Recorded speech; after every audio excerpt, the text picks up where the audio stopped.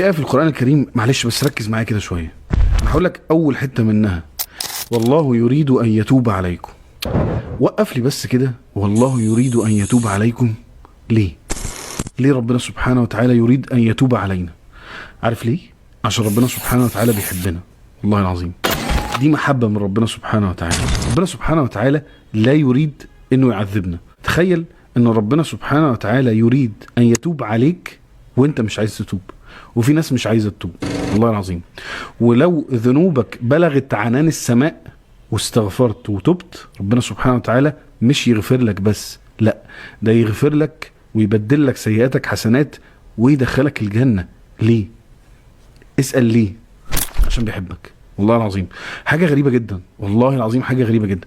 هو ربنا سبحانه وتعالى بيحب يحسن إليك، يحب يدخلك الجنة، يحب يرزقك. ربنا سبحانه وتعالى لما كلمنا بالرحمن الرحيم.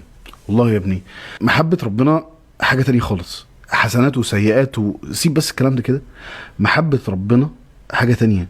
بص، يسترك ويرضى عنك ويفتح عليك، ولما تعمل عمل صغير هو اصلا اللي الهمك بيه وتعمله ويضاعفه لك من 10 ل 700 ضعف، ممكن يدخلك الجنة بتمرة. ايه يعني؟ ايه؟ ازاي ما بتحبوش؟ والله العظيم. ازاي لما بتسمع الاذان والصلاة ما بتروحش تجري كده وانت عايز تقف قدامه؟ والله تعرف لو تقلب العلاقة ما بينك وما بين ربنا ان هي تبقى بالمنظر ده. افتكر دايما والله يريد ان يتوب عليكم. وربنا سبحانه وتعالى بيفرح لما انت تتوب، بيفرح لما انت تتوب، علشان ربنا سبحانه وتعالى بيحبك وخلق لك كل الكون ده علشانك انت.